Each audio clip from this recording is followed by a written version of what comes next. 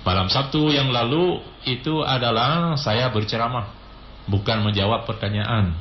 Jadi keliru bertanya, bukan malam Sabtu, sebenarnya malam Rabu. Jadi ini kasus ini yang saya jawab malam Rabu atas pertanyaan seseorang yang menanyakan apakah boleh kita membaca ayat yang sama pada rakaat pertama dan kedua, bisa atau tidak? Ini pertanyaan seseorang, bukan sebenarnya ini.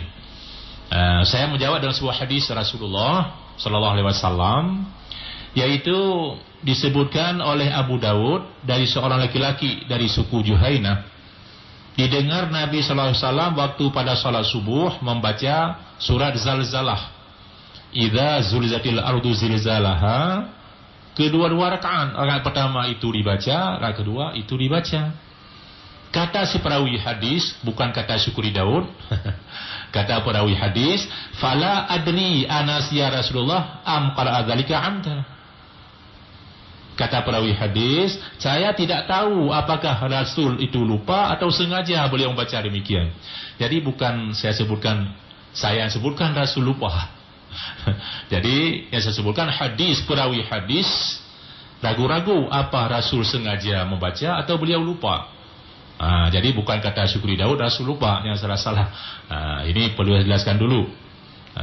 Kemudian tadi disebutkan bahwa diam Nabi, perbuatan Nabi itu hadis betul, kita tidak membantah. Perkataan Nabi, diam Nabi, ikrar Nabi, pengakuan Nabi, ini semua hadis yang menjadi tuntunan bagi kita dalam kitab beragama ini. Itu benar. Cuman diberikan analogi, dikiaskan tadi, yaitu Nabi kencing berdiri. Apakah karena lupa kayak begitu? Pertanyaan kepada saya. Sebenarnya analogi, kias tadi tidak relevansi. Kencing tadi insting, naluri manusia. Sedangkan masalah bacaan dalam sholat itu ibadat. Jadi yang kita hubung-hubungkan masalah insting dengan ibadat. Itu di segi qiyas dan mencukupi syarat, itu jauh sekali. Di hukum qiyas jauh sekali hal demikian. Jadi jangan kita kias-kiaskan yang tidak pada tempatnya, tidak relevansi. Tidak cocok qiyas yang demikian. Dan masalah kencing Nabi ini pun berbeda hadis. Aisyah mengatakan, man haddatsakum anna Nabi sallallahu alaihi wasallam bala qa'iman fala tusaddiquh. Siapa saja yang mengatakan Rasul pernah kencing berdiri, jangan kau benarkan. Tidak benar begitu. Nabi selalu la yazalu illa bala jalisan. Nabi selalu beliau kencing dalam keadaan duduk, dalam keadaan jongkok. Ini hadis Aisyah. Tapi yang disebutkan tadi, Nabi pernah kencing berdiri, hadisnya sahih. Seluruh hadis-hadis menyebutkan demikian. Beliau pernah kencing atas subat, tanah yang tinggi. Tanah tinggi, beliau berdiri kencing. Itu maksudnya apa? Kalau kencing berdiri dalam keadaan darurat begitu, tidak sembarangan tempat. Di atas tanah yang tinggi, sehingga kencing jatuh ke atas tanah yang rendah. Tidak terpercik ke pakaian, tidak terpercik ke kaki. Itu maksudnya. Apa beda dengan hadis Aisyah tadi? Selama Aisyah melihat Rasul kencing di rumah, selalu jongkok. Tidak pernah dilihat oleh Aisyah, Rasulullah waktu dilihat Aisyah tidak pernah kencing sambil berdiri. Tapi di luar pengetahuan Aisyah, Rasul di luar rumah pernah kencing sambil berdiri. Tapi kencing beliau bukan sembarangan, di atas tempat yang tinggi. Beda mungkin dengan kencing umatnya sekarang. Sehingga para ulama mengatakan, bagaimanapun kencing berdiri itu kalau tanpa alasan lebih baik jangan dilakukan. Kata para ulama. Kalau orang punya alasan, misalkan orang yang sudah berumur lanjut, sudah 50-an, 60-an, punya masalah prostat. Kalau kencing berdiri, kalau kencing jongkok tidak habis. Waktu bangun keluar lagi menetes.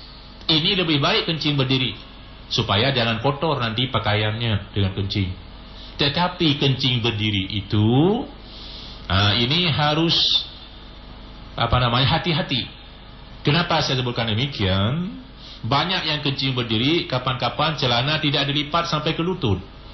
Sehingga air kencing terpercik ke celana tadi, dibawa solat. Itu solat celana dengan najis. Ataupun celana dilipat, tapi selop, sandal ataupun sepatu tidak dibuka. Kencing terpercik ke sepatu dan selop tadi, sepatu sandal tadi, tidak dicuci, diturunkan celana, ujung celana kena kencing pada sepatu. Ini juga dengan pakaian bernajis. Ini betul-betul harus hati-hati. Jadi orang yang tidak punya problem, lebih baik kencingnya sambil duduk, jongkok. Orang yang punya masalah, silakan kencing sambil berdiri. Nah, demikian kita jawab. Kemudian disebutkan tadi, apakah Rasul itu juga lupa? Ya, saya jawab. Rasul pernah lupa. Pernah lupa Rasul. Bahkan beliau dalam sebuah hadis menyebutkan, innama ana basyarun ansa kama tansawna fa idza nasitu fadzakiruni. Saya ini adalah manusia seperti anda-anda. Saya boleh jadi lupa seperti anda lupa. Oleh karena itu, bila saya lupa, ingatkan saya. Ini maksudnya adalah ibadat. Kalau Rasul lupa, tolong diingatkan. Tetapi dalam soal wahyu dari Allah, itu Rasul tidak pernah lupa. Dan selalu menyampaikan kepada umat beliau. Tidak ada sembunyi-sembunyi. Kita selalu mengimani sifat Rasul, as-sidqul amanah atabli al-fatana. Itu kita imani yang demikian. Tetapi dalam pelaksanaan ibadat, Rasul pernah lupa. Lupa Rasul ini adalah untuk hikmah bagi kita, pelajaran bagi kita. Kalau kita lupa, bagaimana jalan keluarnya? Itu maksudnya. Contoh, Rasul dalam sholat siang, entah zuhur atau asar, yang mestinya 4 rakaat, beliau melakukan hanya 2 rakaat. 2 rakaat dilakukan, beliau salam, sehingga ditanya oleh Zulyadin, anasita am qasarta shalah ya Rasulullah?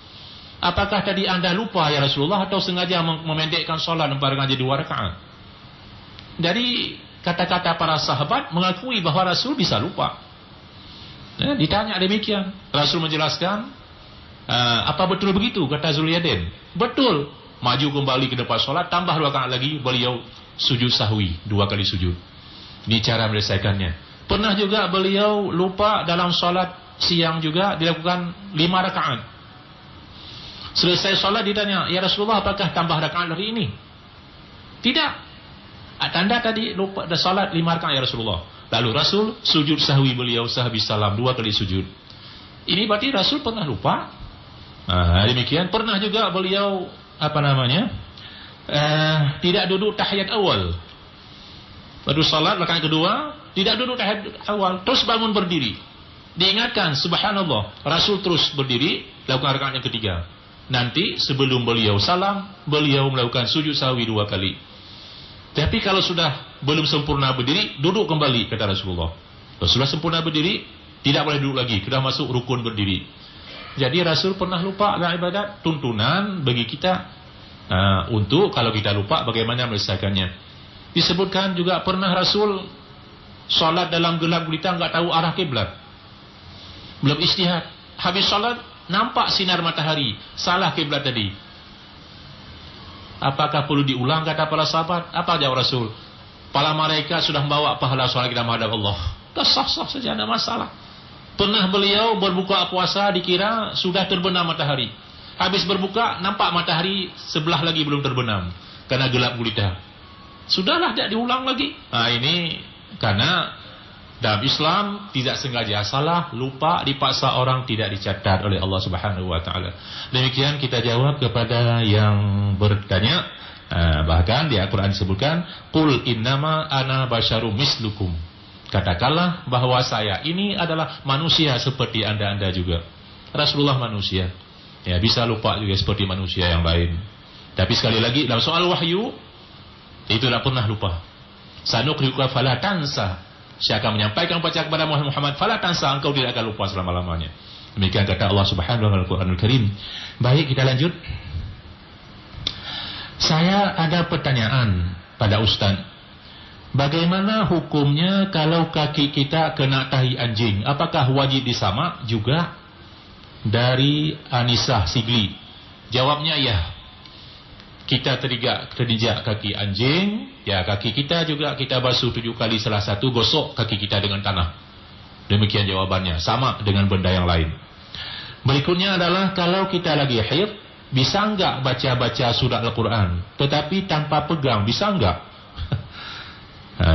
Salat tahajud dikerjakan setelah siapkan makan sahur, untuk sahur.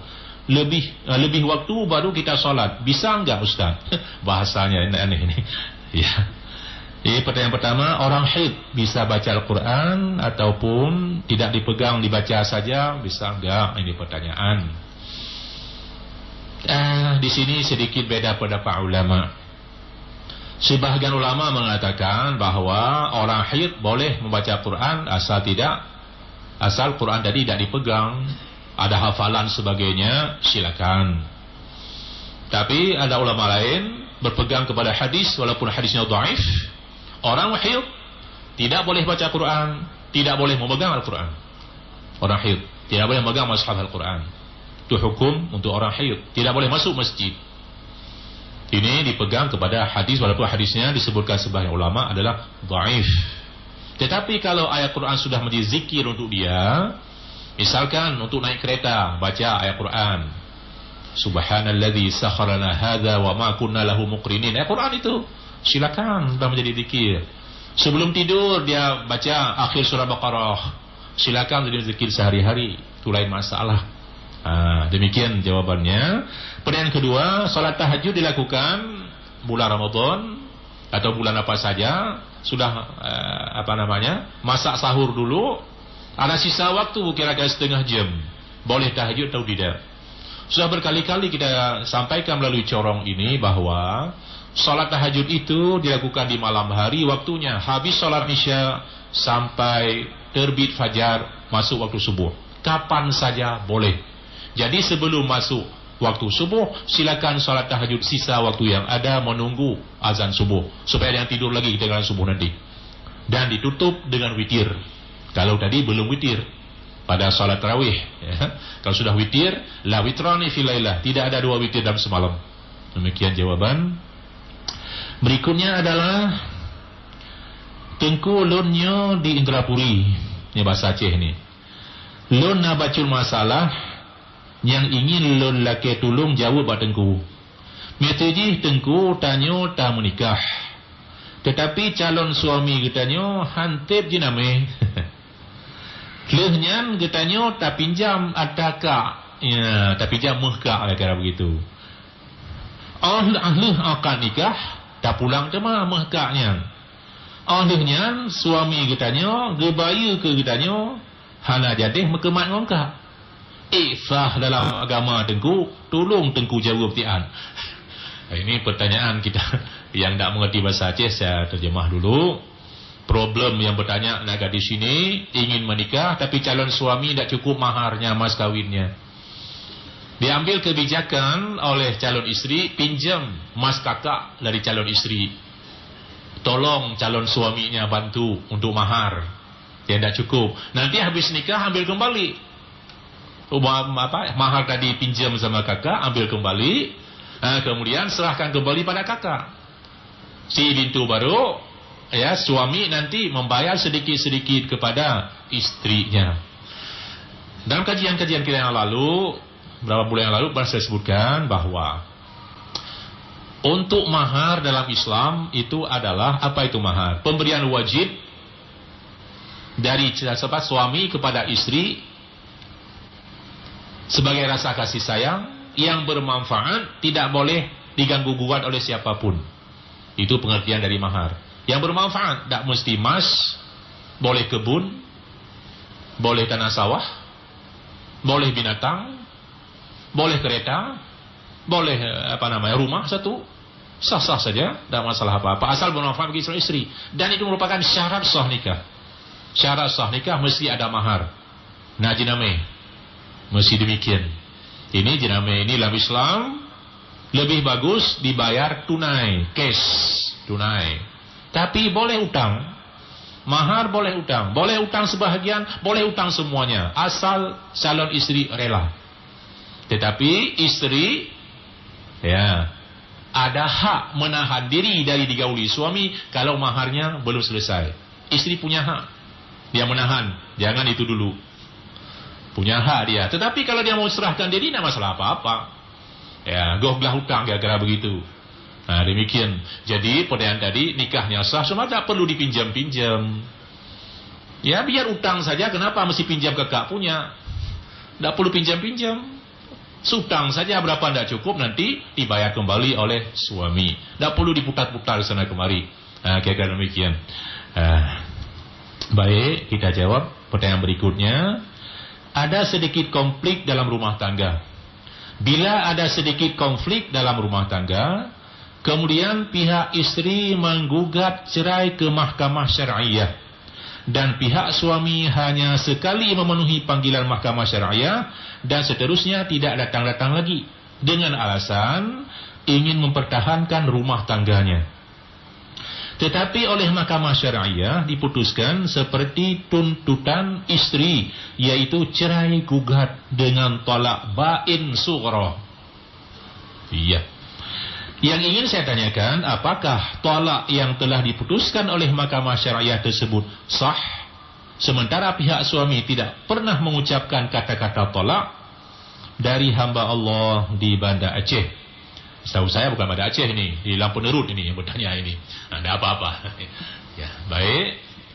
Ya, dasar menyebut nyamannya. Ya. Ini cukup jelas pertanyaan. Ribut-ribut rumah tangga, entah apa persoalannya, istri menggugat suami ke mahkamah syariah.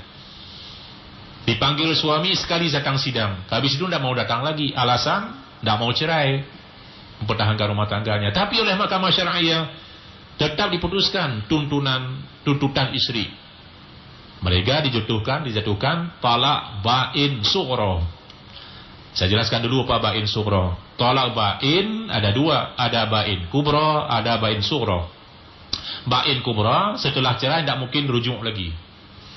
Tidak mungkin mereka rujuk lagi. Misalkan sudah diceraikan, istri sudah 3 kali, ataupun karena li'an, tidak boleh rujuk lagi selama-lamanya. Itu bain kubra. Tetapi kalau bain sughra, contoh habis sepasang suami, sepasang anak manusia, laki perempuan menikah, tidak pernah bergaul, cerai mereka. Ini bain sughra.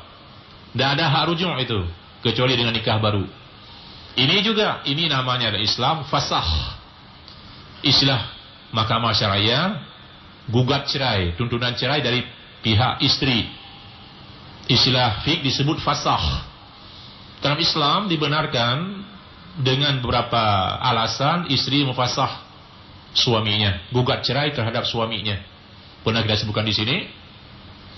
Pertama, sakit yang berbahaya. Kalau dulu penyakit lepra, kusta, penyakit supa. Sekarang ada penyakit lagi sangat berbahaya, AIDS. Penyakit AIDS itu sangat berbahaya, bisa menular kepada istri.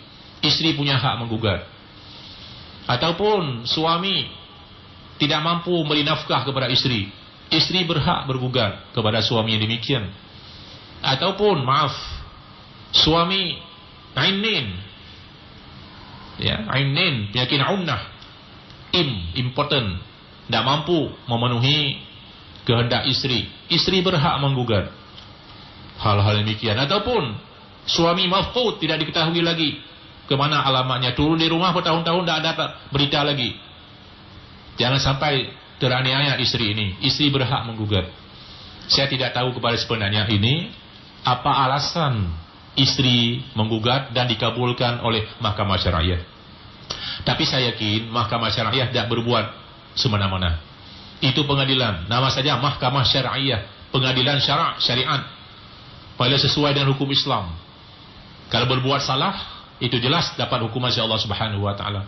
Bahkan kata hadis Nabi, hakim itu ada 3 golongan. 2 dalam neraka, 1 dalam surga. Lebih banyak hakim dalam neraka, jangan mudah jadi hakim.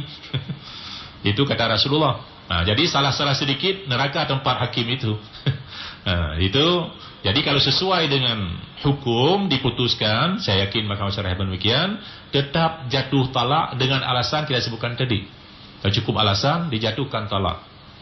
Tetapi si suami masih punya hak naik banding. Demikian. Suami masih punya hak naik banding. Dia naik setingkat ke mahkamah syariah tingkat 1. Kalah lagi suami, berhak dia kasasi ke mahkamah agung. Keputusan Mahkamah Agung tidak bisa ditolak lagi. Demikian jawaban kepada yang bertanya.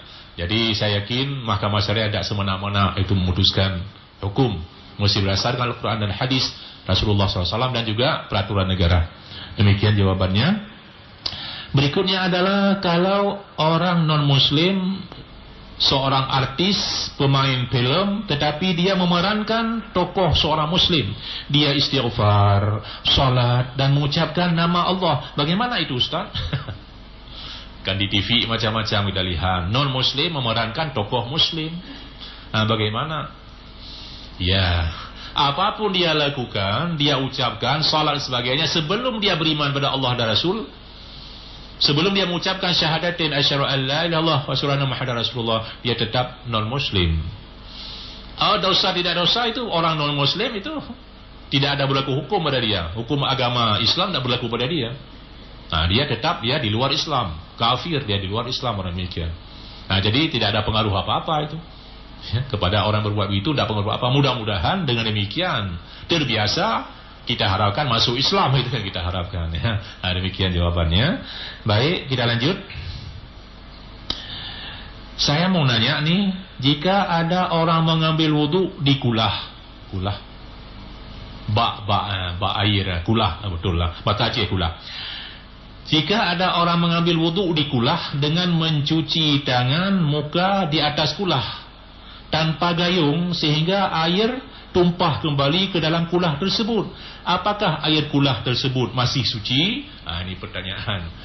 Orang mengambil wudu dalam bak, ya, dalam bak terbuat dari beton, semen, isi air, di situ cuci muka, kapan-kapan berkumur-kumur juga jatuh ke situ airnya, ya, cuci tangan, maksudnya berwudu dengan di situ, air tadi jatuh kembali ke dalam bak tadi, kulah tadi. Apakah air tadi masih suci? Ini pertanyaan. Nah, dalam hukum taharah adalah sesuatu air kalau belum bernajis, jatuh najis dan dia belum berubah warnanya, rasanya, baunya, itu tetap suci, menyucikan selama tidak berubah. Ini kalau tangan seseorang itu tidak ada najis, hanya sekedar keringat bukan najis, cuma jorok, kotor. Termasuk liur tidak najis, maaf, ingus tidak najis, dahak tidak najis dalam Islam. Dan najis itu, cuma dia itu jorok, kotor, dia tidak bernajis. Sehingga di Masjidil Haram sedang salat, dah hidung ditarik, gak melengket pada roh, salat terus dia, tidak apa-apa itu, memang tak najis, cuma jorok. Itu saja persoalannya. Jadi jawabannya menurut mazhab Syafi'i dulu, kalau air tadi 2 kullah, maaf, bukan 2 bak, 2 kullah itu ukuran, ya, ukuran berapa dengan liter. 2 kullah adalah disebutkan dalam kitab-kitab yang lama, itu 1 hasta seperempat panjangnya, 1 hasta seperempat lebarnya, 1 hasta seperempat tingginya. Jadi 60 kali 60 kali 60. Ini dia. 60 kali 60 kita temukan angka 216. Berarti air 2 kullah adalah 216 liter. Kalau air dalam bak tadi, ya, 216 liter ke atas, selama dia tidak jatuh najis, tidak berubah, tetap air itu suci. Cuma di segi kesehatan tidak baik, karena di kulit kita itu macam-macam, ada kuman dan macam-macam, jatuh ke situ pula, berkumur-kumur pula di situ, jangan masuk ke rongga perut, ada kuman-kuman bakteri penyakit, bisa menimbulkan penyakit. Oleh karena itu, sungguh baik sekarang sudah punya keran, kita berwudu dengan air keran tersebut, sehingga terjamin kebersihannya. Jadi saya ulangi pertanyaan, kalau air tadi lebih dari 216 liter dalam bak tadi dan tidak jatuh najis yang berubah warnanya, baunya, rasanya, air tadi tetap suci, menyucikan. Demikian jawaban kepada yang bertanya. Selanjutnya,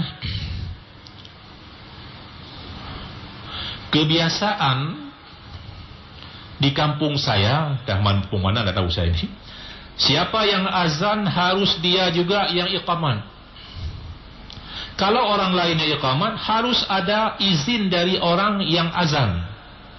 Yang ingin saya tanyakan, apakah boleh orang lain yang iqamat tanpa ada izin dari yang azan tadi? Bagaimana hukumnya orang azan tidak berwudu, apakah azannya sah? Nah, ini dua pertanyaan ini.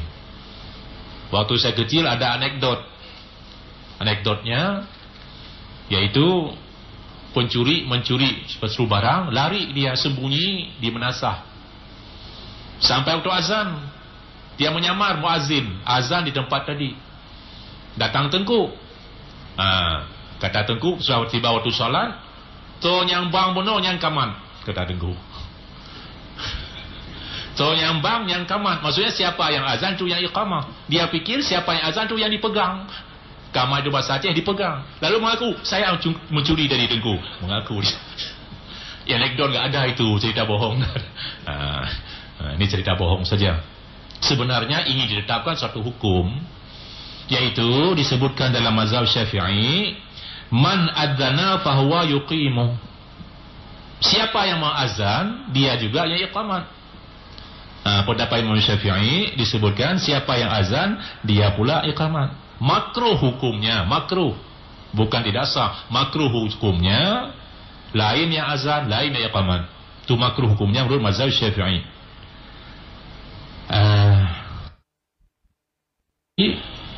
Jumhur ulama mengatakan boleh-boleh saja, sah-sah saja, tidak ada larangan. Paling-paling makruh hanya menurut pendapat Syafi'i. Tetapi di segi pergaulan tidak baik. Seolah-olah kita tidak senang kepada muazin tadi. Oleh itulah dalam pergaulan di kampung-kampung disebutkan macam tadi, minta izin dulu pada yang azan. Seolah-olah azannya tidak benar tadi, tidak enak demikian. Sama halnya dengan imam setempat. Imam pada suatu kampung, datang imam besar, misalkan imam kita ini Masjid Raya, datang ke tempat tadi tanpa izin dari imam setempat, tidak boleh jadi imam. Baik fikir lu no imam Masjid Raya ajak ke dihana ciut. Tak boleh tanpa izin dari imam setempat.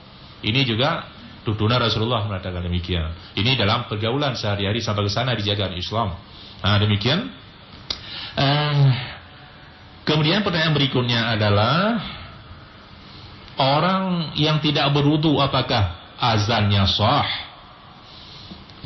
Ada sebahagian ulama mengatakan makruh hukumnya orang yang tidak berwudu melakukan azan. Makruh hukumnya. Dasarnya adalah hadis Nabi, inni karihtu an adkurallaha illa ala taharah.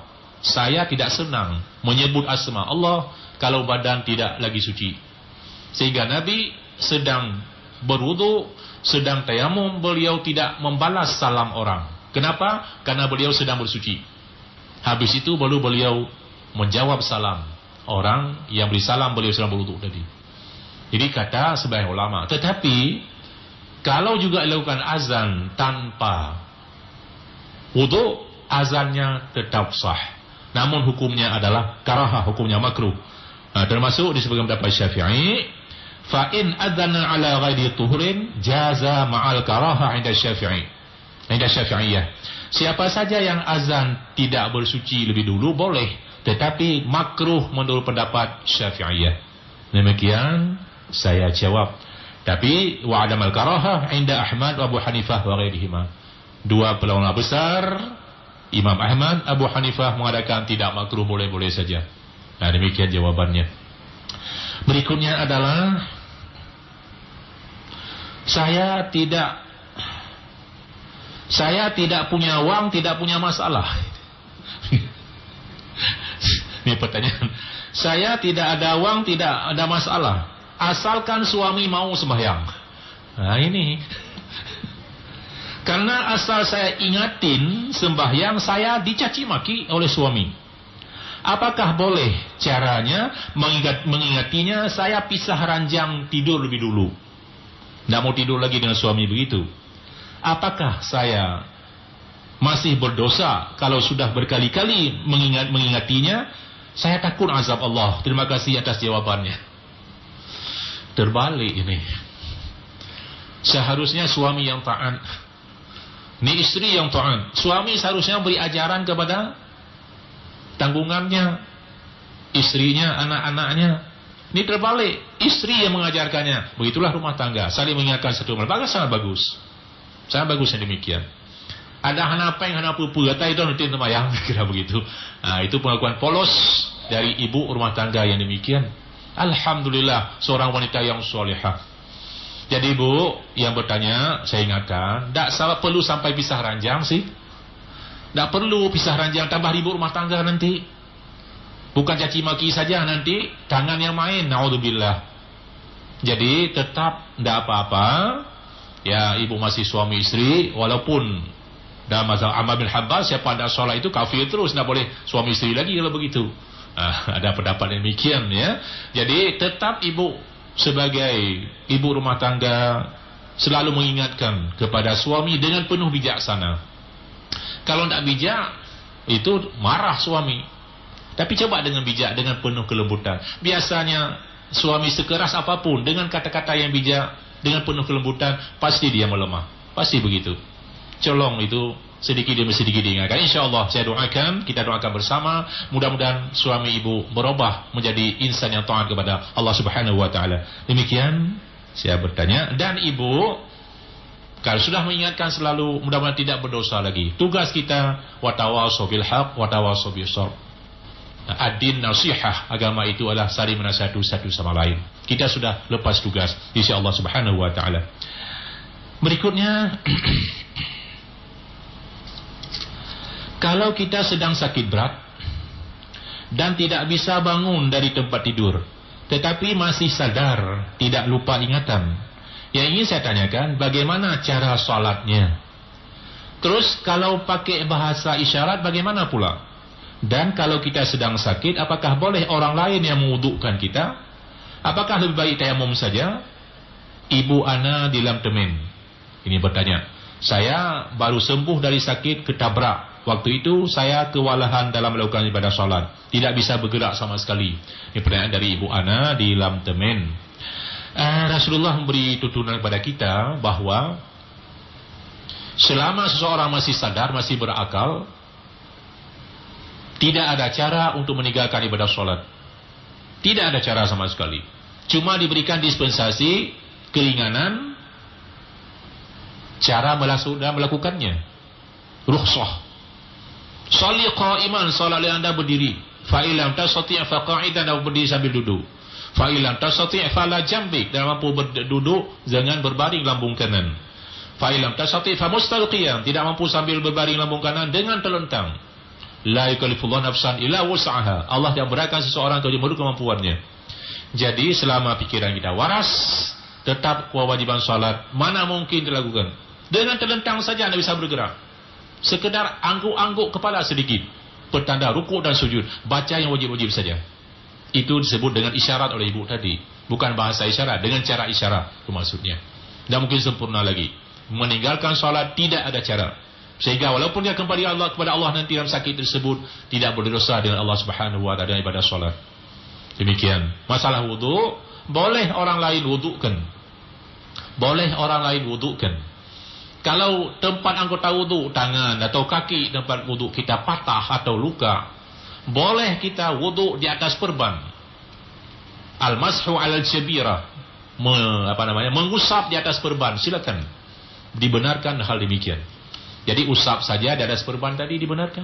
Ataupun mungkin takut kena air dan sebagainya, lukanya parah, silakan pilih jalan kedua supaya luka kering dan sebagainya, yaitu dengan bertayamum. Boleh orang bertayamumkan ataupun kita tayamum sendiri kalau mampu dengan bergerak. Demikian jawaban. Sekali lagi, salat tidak mungkin kita tinggalkan. Berikutnya, saya seorang ibu sedang menyusui, mau bertanya, kalau tidak sanggup untuk berpuasa pada bulan Ramadan, apakah saya harus mengganti dan juga membayar fidyah? Dalam mazhab Syafi'i, orang yang tidak puasa Ramadan karena hamil ataupun murdi', hamil, bumil ataupun menyusui, buteki, ibu meneteki, dibenarkan tidak puasa. Menurut mazhab Syafi'i, kalau khawatir terhadap diri sendiri, takut sakit, maka cukup dia qada kesempatan yang lain. Kalau khawatir terhadap kesehatan anak, wajib dia qada, wajib bayar fidyah. Pendapat ulama Syafi'i, mazhab Syafi'i. Syafi'i mengatakan begitu. Tetapi pendapat ulama yang lain, mana yang memungkinkan? Mungkin dia qada lebih bagus. Kalau tidak mungkin dia qada, cukup dengan bayar fidyah. Ada tidak mungkin dia qada, macam pada yang tadi. Tahun ini, Ramadan ini hamil. Ramadan yang akan datang, yang hamil tadi sudah lahir, menyusui, tidak puasa. Tahun berikutnya hamil lagi, menyusui lagi, kapan dia qada puasanya? Begitulah fitrah seorang ibu, tidak mungkin dia qada. Nah, demikian cukup dengan bayar fidyah. Demikian jawabannya. Satu lagi pertanyaan. Saya mendengar ceramah Ustaz, hati saya bergetar karena saya mendengar manusia awam. Tetapi cara mengajak orang yang hanyut dalam gelombang dunia, dan waktu dia tanya, saya bilang saya sedang sholat, sedang ngaji, agar dia tertarik ke jalan yang benar. Tetapi sekarang alhamdulillah, ia sudah banyak berubah. Dia sudah ikut pengajian, bahkan sholatnya selalu berjamaah di awal waktu. Alhamdulillah. Pertanyaan, berdosakah saya sudah memperdengarkan ibadah saya kepada orang lain? Apakah itu termasuk sum'ah atau riya? Mohon penjelasan. Ini ceramah saya malam Sabtu, malam Khamis. Nah, Khamis yang lalu itu, pengganti Pak Samsul itu. Masalah ikhlas ibadat. Ibadat kita yang bercampur riya dan sum'ah. Mengingatkan orang untuk ibadat macam-macam, kita beri contoh dan sebagainya, itu tidak termasuk riya. Riya itu adalah yang tahu kita dengan Allah. Hati yang bicara. Kita ibadah perlihatkan pada orang atau bukan ini? Rasul pernah solat, pernah melihat kepada hamba, kepada sahabat beliau, kepada umat beliau, bagaimana cara solat, itu bukan riya. Ini juga dalam masuk riya. Jadi riya itu sengaja hati kita, itu ingin pendengarkan pada orang, ingin menampakkan pada orang. Kalau begitu, tidak bisa solat lagi, kita masjid raya ini, nampak sama orang. Bukan begitu maksudnya. Nah, jadi yang bicara riya tidak, itu hati kita dan Allah Subhanahu wa Ta'ala sendiri. Ingat, amal ibadah yang riya itu termasuk dalam syirik. Na'udzubillah min dzalik. Demikian yang dapat kita sampaikan. InsyaAllah kita bertemu kembali sekali lagi sebelum Ramadan pada malam Rabu akan datang. Wallahu muwaffiq. Allahu barakatuh.